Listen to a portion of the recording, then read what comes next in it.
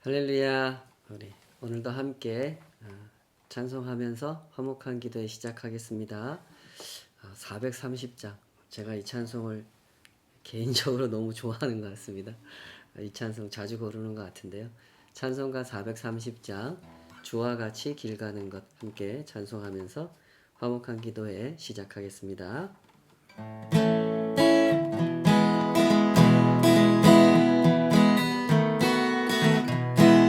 주와 같이 길 가는 것 즐거운 일 아닌가.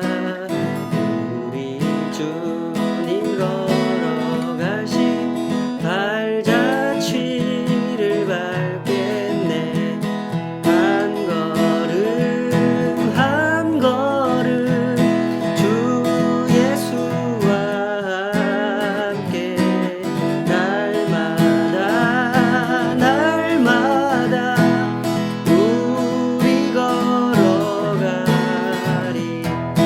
어린아이 같은 우리 미련하고 약하나 주의 손에 이끌리어 생명길로 가겠네. 한 걸음 한 걸음 주 예수와 함께 날마다 날마다 우리 걸어가리. 꽃이 피는 듯 아니라 험한 골짜기라도 주가 인도하는 대로 주와 같이 걷겠네. 한 걸음 한 걸음 주 예수와 함께 날마다 날마다 우리 걸어가리. 선지자의 손같이 우리들도 천국에 올라갈 때까지 주와 같이 가겠네.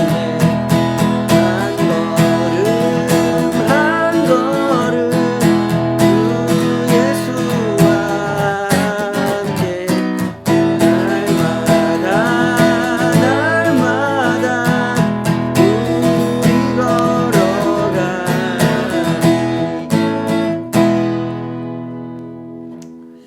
아버지 하나님, 우리를 붙잡아 주시고 여기까지 인도해 주심을 감사합니다. 그 손에 온전히 의탁하며 이끄시는 대로 따르기를 사모하는 마음, 주여 우리에게 날마다 더욱 진실되게 날마다 더욱 분명하게 허락하여 주시옵소서. 주의 말씀으로 듣기 원합니다. 그 말씀을 올바로 분별하고 또 그 말씀이 이끄시는 대로 살아가는 구체적인 실천이 있기를, 그 안에서 더 진실하게 배우고 더 온전히 성장해 가기를 사모하오니 우리 어리석은 것과 부족한 것을 보게 해주시고 주님께서 채워주시는 그 은혜로 어떻게 그 부족함이 채워지고 그 연약함이 강해지고 구태의연한 신앙의 삶이 변화되는지 주님, 우리가 그것을 사모합니다. 주의 말씀으로 우리를 친히 지도해 주시고 이끌어 주시옵소서. 주의 성령께서 우리를 놓지 마시고 도전해 주시고 진실 앞에 정직한 거룩한 용기를 발휘해낼 수 있도록 이끌어 주시옵소서. 예수님의 이름으로 기도하옵나이다. 아멘.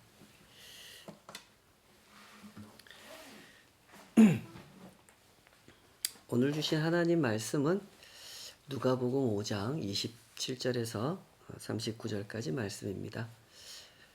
누가복음 5장 27절에서 39절까지 주신 말씀으로 새 것을 원하는 자가 없나니, 이런 제목으로 말씀 증거하겠습니다. 가르침이라고 하는 것은 여러 가지 양상, 여러 가지 방식이 존재할 수밖에 없는 것 같습니다. 하나하나 기초부터 고급 단계까지 순서대로 가르치는 그런 방식의 가르침이 있겠고, 어떤 경우에는 이전에 알고 있던 것을 버리게 한 다음에 이전에 알고 있던 것과 전혀 다른 것, 새로운 것을 가르치는 방식, 그런 방식의 가르침도 있을 것 같습니다. 그렇다면 어떤 사람을 어떤 방식으로 가르칠 건지, 그 방식은 무엇을 기준으로 결정해야 되는지, 이런 부분이 중요하겠죠. 당연히 그것은 가르침을 받는 그 대상의 상태, 그것을 기준으로 결정해야 될 것입니다. 만약에 가르침을 받는 사람이 어린아이와 같은 상태라면, 우리가 흔히 교육학자들이 그런 비유적인 표현을 쓰는데요. 어린아이의 마음은 백지와 같은 상태다, 이런 식으로 표현하죠. 하얀 도화지와 같은 상태, 그런 마음을 가진 대상이라면 첫 번째 방식으로 가르치면 되겠죠. 하얀 도화지 위에 차례차례 그려나가면 되는 겁니다. 예쁜 집을 그릴 수도 있고, 아주 풍광이 빼어난 산을 그릴 수도 있겠죠. 이런 경우에는 하나하나 차례대로 그려가면서 설명해 주면 되죠. 이건 창문이다, 이건 지붕이다, 창문은 이런 역할을 하고 지붕은 이래서 필요한 거다 하고 설명하면서 가르치면 됩니다. 그러나 배우는 사람이 이 어린아이와 같은 상태가 아니라면, 이미 그 사람 안에 많은 지식을 가지고 있고, 자신이 가지고 있는 지식에 대해서 나름대로 상당한 확신을 가지고 있는 상태라면, 이 사람은 어떤 방식으로 가르쳐야 될까요? 이전에 가지고 있는 지식을 다 버리게 한 후에 새로운 것을 가르쳐야 되겠죠. 자, 그런데 현실은 어떻습니까? 이런 후자의 가르침, 굉장히 어렵습니다. 그러나 전혀 불가능한 것은 아니죠. 어린아이와 같은 상태가 아닌 그 사람의 마음, 하얀 도화지와 같은 상태가 아닌 그 사람의 마음에는 이미 많은 그림이 복잡하게 그려져 있는 상태라고 할 수 있을 겁니다. 어떤 사람의 경우에는 그 도화지에 그림이 그려져 있긴 하지만 여백이 좀 남아있을 수도 있고, 어떤 사람은 전혀 여백을 찾아볼 수 없게끔 빽빽하게 그림이 그려져 있을 수도 있죠. 어떤 사람은 그 도화지에 그림을 그려놓되 물감이나 잉크, 볼펜으로 그림을 그려 놓았을 수도 있고, 어떤 사람은 지울 수 있게끔 연필로 그려 놓은 경우도 있을 겁니다. 이 도화지의 상태, 그 마음의 상태에 따라서 그 가르침의 성패는 결정이 될 수 있을 것 같습니다. 그 마음의 도화지에 여백이 없이 그림을 잔뜩 그려놓은 사람, 그리고 그 그림을 그리되 지울 수 없는 물감이나 잉크나 볼펜으로 그림을 그려 놓은 사람의 경우에는 가르침이 쉽지 않겠죠. 그러나 이미 도화지에 그림이 많이 그려져 있기는 하지만 연필로 그려져 있어서 지울 수 있는 그런 상태라면 이 사람은 가르칠 수 있을 겁니다. 하나하나 잘못된 그림을 지워가면서 다시 그려가면서 설명해주면 가르칠 수 있는 거죠. 오늘 본문은 예수님과 바리새인들의 그 논쟁이 중심 주제를 이루고 있죠. 죄인과 함께 어울리는 것은 옳지 않다라고 주장하는 이 바리새인들, 하나님을 경외하는 유대인이라면 반드시 금식을 해야 된다라고 주장하는 이 바리새인들의 비난에 예수님께서 답을 해주시는 내용으로 구성되어 있는 것이 오늘 본문입니다. 예수님과 논쟁을 벌이는 이 사람들, 이 바리새인들과 그 서기관들, 이 사람들은 어떤 사람들입니까? 이 사람들의 마음은 여백이 없는 도화지와 같은 그런 상태입니다. 그림을 그려도 지울 수 없게끔 물감으로, 잉크로, 볼펜으로 그려놓은 그런 도화지와 같은 상태죠. 때문에 예수님께서 이 사람들을 가르치지 못하십니다. 이미 자기 마음속에 그려놓은 그 그림에 대해서 너무나 큰 확신을 가지고 있기 때문에 그들의 그림을 지울 수가 없었던 거죠. 그러나 이 바리새인들이나 서기관들과 같지 않았던 사람들, 하얀 도화지와 같은 상태의 마음을 가진 사람들도 있었죠. 내지는 그림이 그려져 있기는 하지만 연필로 그려져 있어서 예수님이 지우고 다시 그려줄 수 있는 그런 마음의 상태를 가진 사람들도 있었습니다. 참 공교롭게도 그 사람들은 의외의 사람들이었습니다. 당시의 시선으로 볼 때 말이죠. 그 사람들이 오늘 본문 27절에서 29절에 이렇게 소개되어 있습니다. 그 후에 예수께서 나가사 레위라 하는 세리가 세관에 앉아 있는 것을 보시고 나를 따르라 하시니 그가 모든 것을 버리고 일어나 따르니라. 레위가 예수를 위하여 자기 집에서 큰 잔치를 하니 세리와 다른 사람이 많이 함께 앉아 있는지라. 예수님께서 이 레위라는 사람, 우리 레위에게는 이름이 두 개거든요. 당시 유대인들이 대체로 이름을 두 개를 사용을 했다고 하는데요. 헬라 문화가 지배하고 있는 시대였기 때문에 헬라식 이름을 하나 가지고 있고 히브리식 이름도 하나 가지고 있고 이런 식이었다고 합니다. 레위도 그렇습니다. 레위라는 히브리식 이름이 있고 마태라고 하는 헬라식 이름도 가지고 있었죠. 마태복음을 쓴 예수님의 12제자 중에 한 사람, 그 마태 맞습니다. 이 사람을 예수님께서 제자로 부르시는 장면이 오늘 본문에 소개되어 있는데요. 여기서 중요하게 다루는 점은 이 사람의 직업이 세리였다라고 하는 겁니다. 본문에서도 이 점을 아주 중요하게 다루고 있죠. 레위를 언급할 때 뭐라고 언급합니까? 레위라 하는 세리, 이렇게 부르죠.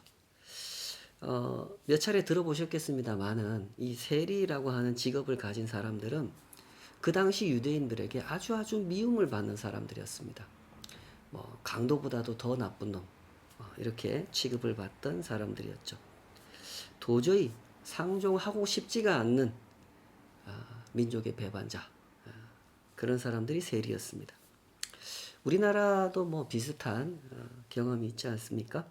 일제강점기가 시작됐을 때 우리나라에서도 이런 일이 계속 있어 왔죠. 1905년에 을사늑약이 체결되고 그 문서에 우리나라의 주요 대신들 5명이 서명을 해가지고 체결이 됐다. 이런 사실이 알려지면서 그 문서에 사인을 했던 이완용, 이지용, 이근택, 박재순, 권중현 이렇게 5명의 대신들이 을사오적이라는 이런 오명은 아니죠. 민족 배반자로서의 오명이 맞네요. 예, 아주 부끄러운 이름을 갖게 됩니다. 이 사람들에 대해서 이런 사람들은 민족의 배반자이기 때문에 처단을 해야 된다라고 하는 사람들이 등장하게 되었고 심지어 그들을 처단하기 위한 단체까지 결성이 되고 실제로 그들을 죽이고자 하는 시도도 여러 번 실행되기도 했었죠. 얼마나 미우면 자기 민족, 어쨌든 같은 민족 사람 아닙니까? 이런 사람들을 죽이려고 했겠습니까? 그만큼 그들이 한 행동이 악하다고 생각했고 그들의 모습이 미웠기 때문에 죽이려고 했던 것이죠. 그 당시 2000년 전 유대인들에게 이와 비슷한 그 정도로 미움을 받던 사람들, 그들이 바로 세리들이었습니다. 세리는 로마 제국의 협력자들이었죠. 로마는 기원전 161년경부터 유대를 지배하기 시작하거든요. 강대국이 식민지를 갖게 됐을 때 그때부터 하는 일은 식민지를 수탈하는 겁니다. 이 백성들한테 세금을 걷어가죠. 근데 그 당시에 그 조세 행정이라고 하는 것이 오늘날과 같지가 않았기 때문에 당시 로마 사람들이 세금을 거둘 때 유대인들을 세리로 내세워서 유대인 세리가 유대인들한테 세금을 징수하는 방식으로 세금을 걷게 만들었습니다. 당시 로마 제국 입장에서는 유대인들을 상대로 일일이 세금을 걷는다는 일이 굉장히 어려운 일이었기 때문이죠. 세금을 걷기 위해서는 기본적으로 이 유대인들에 대한 현황 파악이 정확하게 돼 있어야 되겠죠. 근데 이게 쉽지가 않았습니다. 그 시대는 뭐 주민등록증도 없고 뭐 컴퓨터도 없고 하는 시대였기 때문에 당연히 이런 게 쉽지가 않죠. 그래서 유대인들을 세리로 고용했던 거예요. 아무래도 로마 사람이 유대인들 파악하는 것보다 유대인이 유대인 파악하는 게 훨씬 쉬운 일이니까요. 이런 식으로 일을 진행하다 보니까 로마 제국은 이 세리들한테 할당량만 정해주는 방식으로 세금을 걷게 했습니다. 그러니까 월급을 따로 주지는 않아요. 니네가 세금 걷고 거기서 니네 월급까지 걷어가라. 우리한테 갖다 바쳐야 되는 세금은 뭐 100억 뭐 이것만 걷어가지고 오면 된다. 이런 식으로 할당량을 정해준 거죠. 그러다 보니 자연스럽게 어떤 일이 생기겠습니까? 이 유대인 세리들이 원래 걷어야 되는 세금보다 더 많이 걷습니다. 더 많이 걷어서 그것을 남겨가지고 자기 주머니에 챙겨 넣는 거죠. 양심적으로 내가 받아야 될 월급만큼만 걷으면 얼마나 좋겠습니까? 많은 그러지 않았죠. 그것보다 훨씬 더 많이 걷었기 때문에 유대인들이 이 세리들을 그렇게 미워했던 겁니다. 얼마나 믿겠습니까? 동족을 상대로 강도짓을 하는 것이나 다를 바가 없지 않습니까? 로마 놈들이 참 밉지만 이 세리들은 더 미운 거죠. 한편 이 세리들은 유대인들의 종교적 관습의 눈으로 볼 때도 굉장히 문제가 많은 사람들이었어요. 유대인들의 그 정결법이라는 거 이제 좀 익숙해지셨을 텐데요. 유대인들은 정해져 있는 그 율법에 따라서 부정한 상태가 되면 제사에도 참여하지 못하고 성전에도 들어가지 못합니다. 그러니까 신앙 공동체가 함께 공유하는 신앙적 활동에 참여할 수가 없는 거죠. 유대인들에게 있어서 그 부정하다라고 여겨지는 여러 가지 항목 중에는 이런 게 있었습니다. 유대인들은 이방인을 부정하다고 생각했습니다. 이방인들은 하나도 정결법을 지키지 않잖아요. 그러니까 먹으면 안 되는 음식 다 먹고 살고 만지면 안 되는 거 다 만지고 살고 하기 때문에 이방인이라고 하는 존재는 머리부터 발끝까지 부정한 사람들이에요. 근데 이 유대인 세리들이 맨날 누구를 만나면서 일을 하는 사람들입니까? 이방인을 만나면서 일을 하는 사람들이죠. 세금 걷어다가 로마 사람 갖다 바쳐주면서 로마 사람들을 만나고 살기 때문에 종교적 관습으로 볼 때 세리는 굉장히 부정한 사람들이다 라고 생각을 했던 것이죠. 그러다 보니 이 세리들은 유대 사회에서 왕따 아닌 왕따가 되어 있는 그런 실정이었던 것입니다. 특별히 바리새인들이라는 이 바리새파에 속해 있는 사람들이 보기에 이 세리들이라고 하는 사람들은 정말 심각한 죄인들이에요. 그들은 돈을 숭배하는 자들이었고 돈 앞에서 하나님의 백성들을 버린 사람들이었죠. 그래서 바리새인들은 항상 세리들과 어울리면 안 된다 이렇게 가르쳤던 겁니다. 그런데 지금 이 바리새인들이 뭘 목격하고 있습니까? 세리들과 어울려서 잔치를 벌이고 있는 예수님과 예수님의 제자들을 목격하고 있는 것입니다. 그래서 막 따졌던 거죠. 30절 바리새인과 그들의 서기관들이 그 제자들을 비방하여 이르되 너희가 어찌하여 세리와 죄인과 함께 먹고 마시느냐. 바리새인과 그들의 서기관들은 충분히 지적할 만한 것을 지적하고 있는 겁니다. 세리들은 정말 나쁜 사람들이었고 죄인들이었습니다. 그런 사람들과 어울리는 것은 결코 경건한 행동이라고 볼 수 없죠. 그러나 이 바리새인들이 한 가지 놓치고 있는 게 있죠. 그날 그 자리에 모여 있는 이 사람들은 회심하기 위해서 초청된 사람들이라는 점, 그걸 놓치고 있습니다. 27절을 보면 그랬지 않습니까? 예수께서 레위를 보고 나를 따르라, 이렇게 레위를 제자로 콜링하시자 레위가 그 모든 것을 버리고 일어나서 예수님을 따르기 시작했습니다.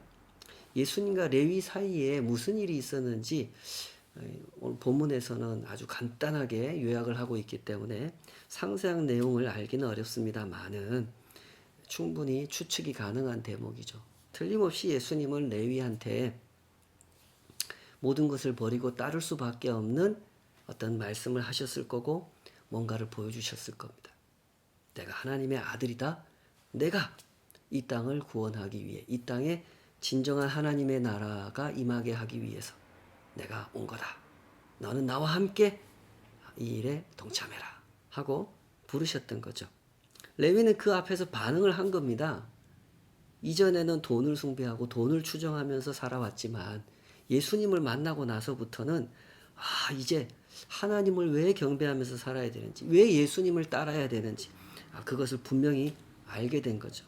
그래서 그런 생각으로 모든 것을 버리고 예수님을 따르기 시작했던 거죠.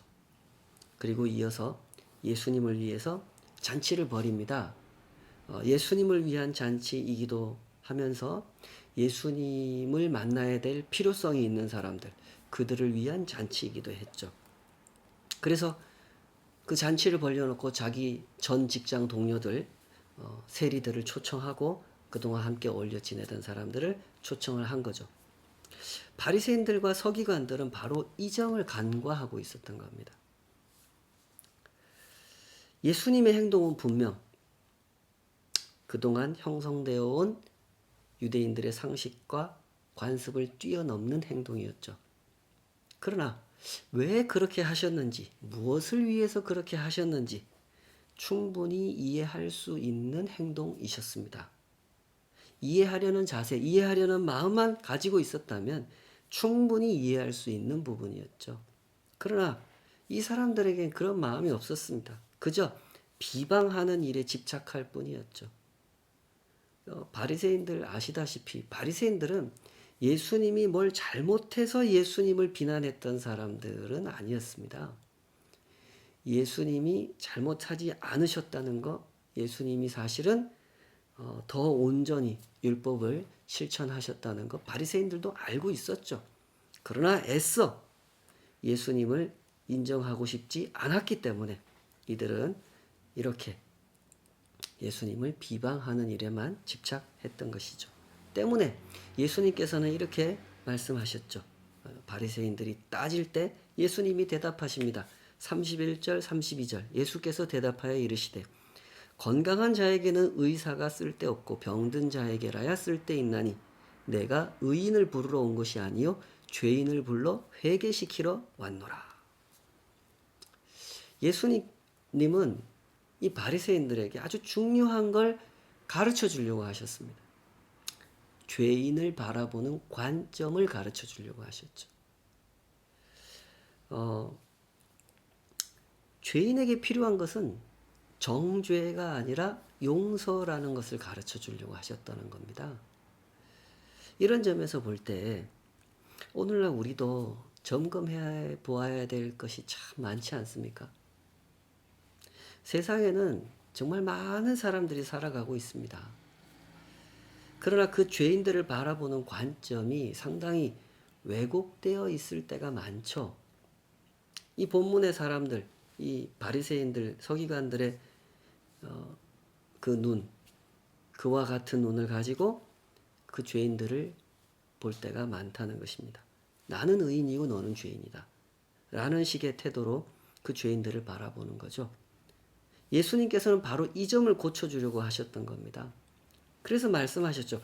건강한 사람에게는 의사가 쓸데없고 병든 사람에게라야 쓸데있다. 내가 의인을 부르러 온 것이 아니요 죄인을 불러 회개시키러 왔다.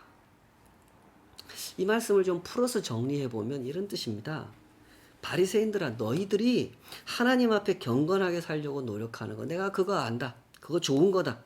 그러나 너희들이 죄인을 보는 관점, 그것은 문제가 많다. 이 세상에 죄인 아닌 사람이 있겠느냐?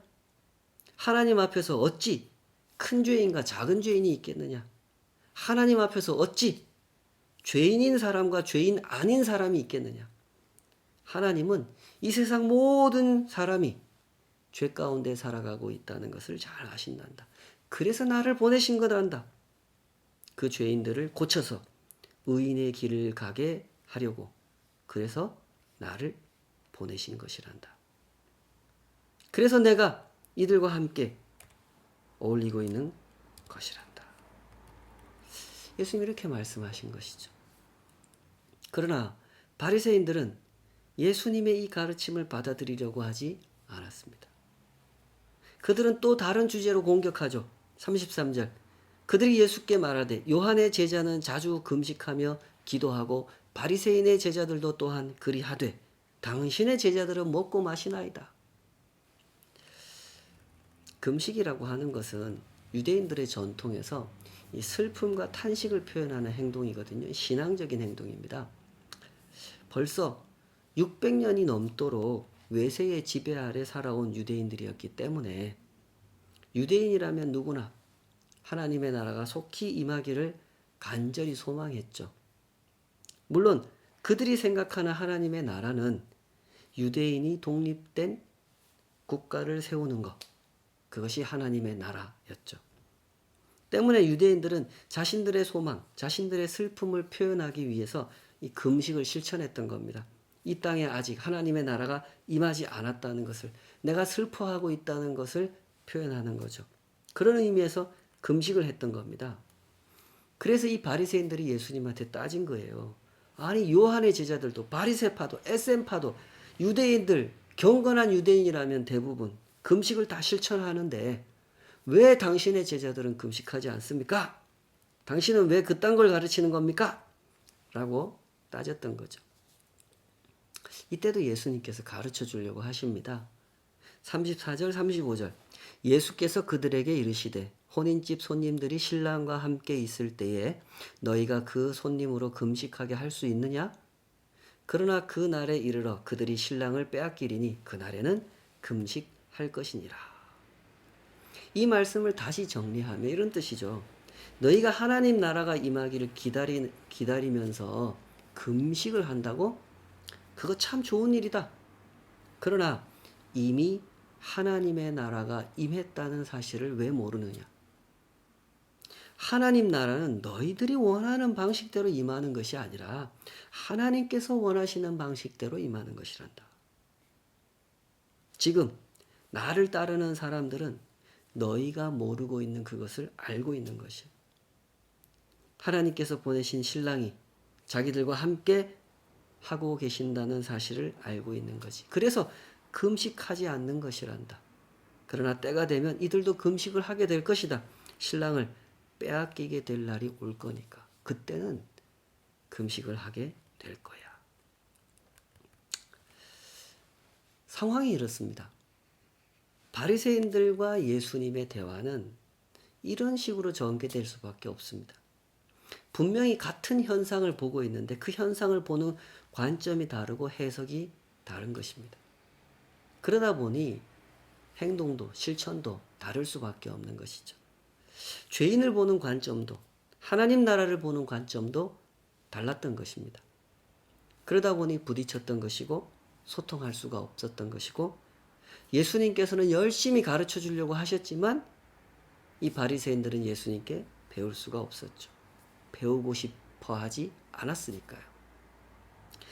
이 바리새인들은 자기들 마음속에 그려놓은 그 그릇된 그림에 대해서 아주 강력한 확신을 가지고 있었기 때문에 이미 그들 마음속에 있는 그림을 지우고 새 그림을 그려줄 수가 없었던 겁니다. 때문에 예수님께서 비유를 들어서 이 상황을 설명을 해주셨던 거죠. 36절에서 39절 또 비유하여 이르시되 새 옷에서 한 조각을 찢어 낡은 옷에 붙이는 자가 없나니 만일 그렇게 하면 새 옷을 찢을 뿐이요 또 새 옷에서 찢은 조각이 낡은 것에 어울리지 아니하리라. 새 포도주를 낡은 가죽 부대에 넣는 자가 없나니 만일 그렇게 하면 새 포도주가 부대를 터뜨려 포도주가 쏟아지고 부대도 못 쓰게 되리라. 새 포도주는 새 부대에 넣어야 할 것이니라. 묵은 포도주를 마시고 새 것을 원하는 자가 없나니 이는 묵은 것이 좋다 함이니라. 도대체 왜 내가 너희들을 가르칠 수 없는지 알겠느냐? 내 비유를 한번 들어봐라 하고 설명해 주신 비유죠. 바리새인들과 예수님은 서로 어울릴 수 없는 특성을 가지고 있었기 때문이라는 거죠. 그것은 마치 서로 어울릴 수 없는 새 옷과 낡은 옷조각 같은 관계고 서로 어울릴 수 없는 새 포도주와 낡은 가죽 부대 같은 관계고 옛 음식에 길들여져 있는 입맛과 새 음식에 길들여져 있는 입맛이 서로 어울릴 수 없는 관계와 같다라고 설명을 하신 것입니다. 누가복음에서 특별히 추가된 부분이 이 39절이죠. 묵은 포도주를 마시고 새 것을 원하는 자가 없나니 이는 묵은 것이 좋다 함이니라. 묵은 포도주라는 것은 이제 오랫동안 숙성시킨 포도주를 말하는 거죠. 새 포도주는 이제 담근 지 얼마 안 된 포도주고 당연히 그렇지 않겠습니까? 묵은 포도주, 오래된 포도주의 그 맛을 좋아하는 사람, 그것을 마시고 맛있다라고 느끼는 사람은 담근 지 얼마 안 된 포도주를 마시려고 하지 않습니다. 이거 맛없다고 생각하기 때문이죠. 그런 이야기를 하시는 겁니다. 이 비유 속에서 바리새인들을 상징하는 것은 전부 다 옛 것이죠. 낡은 옷, 낡은 가죽 부대, 묵은 포도주입니다. 예수님을 상징하는 것은 전부 다 새 겁니다. 새 옷, 새 포도주, 담근 지 얼마 안 된 포도주. 사람의 입맛이라는 게 그렇지 않습니까? 이 사람은 익숙해져 있는 맛을 좋아합니다.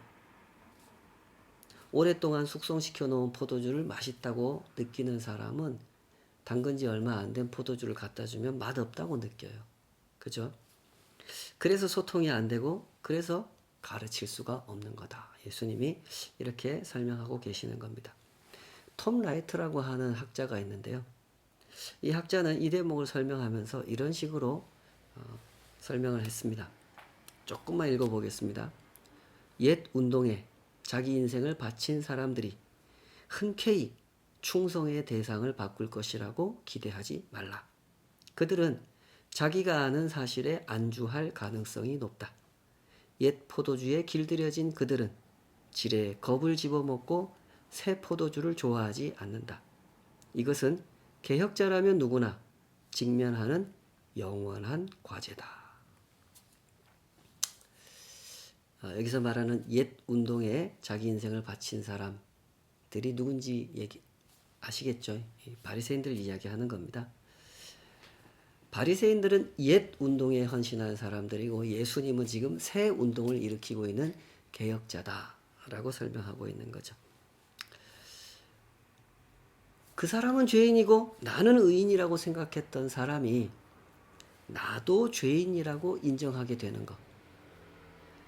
하나님의 나라를 사람의 관점으로 보고 해석했던 사람이 하나님의 나라를 하나님의 관점으로 보고 분별하게 되는 것. 그것은 예수님께서 죄인을 다루시는 이 새로운 방식에 함께 참여하고 하나님의 아들께서 먹어보게 하신 용서의 맛, 은혜의 맛, 이 새로운 맛에 함께 익숙해지는 일이라는 점을 잘 이해하시기 바랍니다. 예수 믿는 일은 이런 겁니다. 최근에 자주 보도되는 그 뉴스 속에 우리 국민들이 참 속상해하고 분노하는 그런 사건이 있죠. 입양아를 때려서 죽게 한 그 양부모 이야기가 온 국민을 분노하게 하고 있습니다. 정말로 분노할 일이고 다시는 그런 일이 일어나지 않도록 확실한 조치를 해야 할 것입니다. 그러나 한편으로는 우리 모두가 이 문제에 있어서 반성해야 할 점이 분명히 있다고 생각합니다. 이런 일은 이번에만 일어난 것이 절대 아닙니다. 세상은 언제나 약자들에게 관심이 없었죠. 태어났지만 버려지는 아이들은 항상 많았고, 열심히 일하다가 죽었지만 회사에서 버림받는 노동자들도 항상 많았습니다. 아무런 보상도 없이 시간의 근무를 강요당하면서 무리하게 일하다가 돌아가신 택배 노동자들도 여전히 많습니다.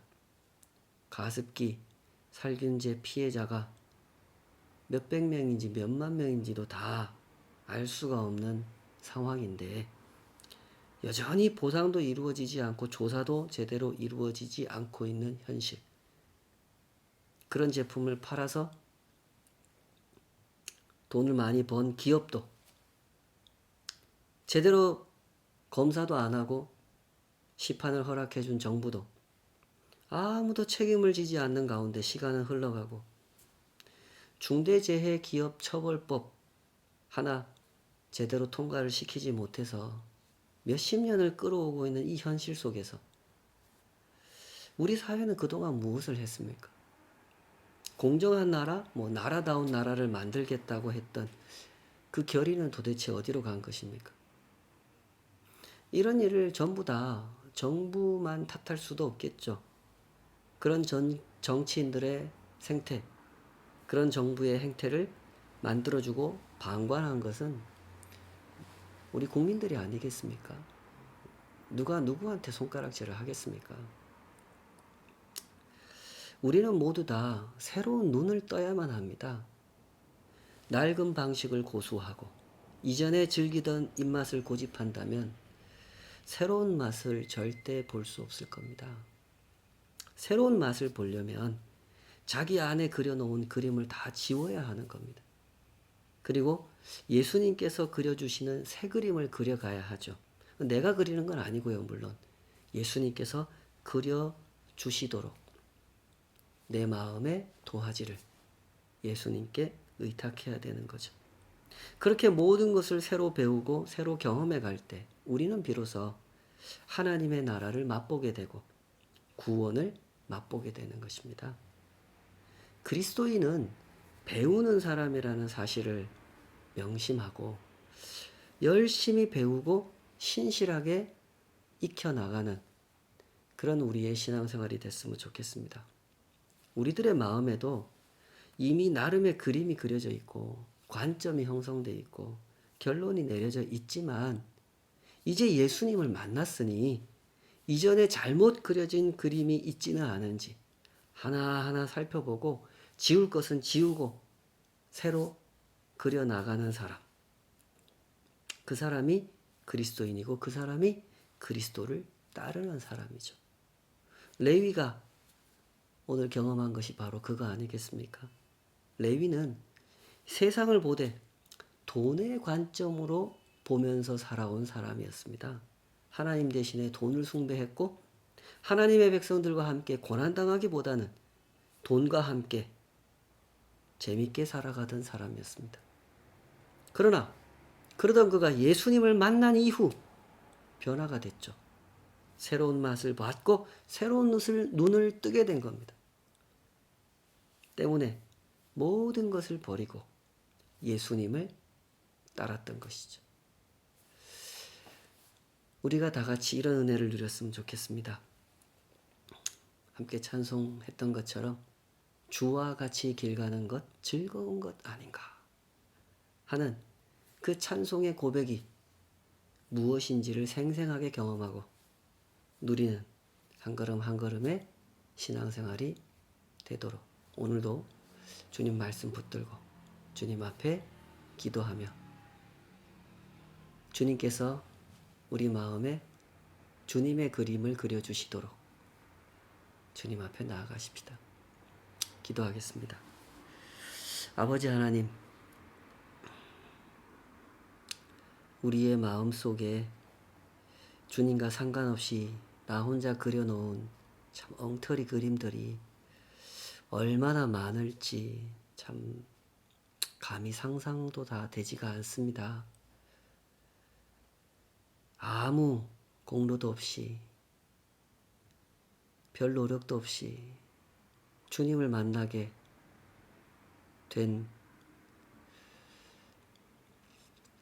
죄인이지만 주님께서 그 은혜를 베풀어 주신 그 뜻을 헤아려 가며 주님 앞에 더 가까이 더 적극적으로 나아가서 배우기를 원합니다.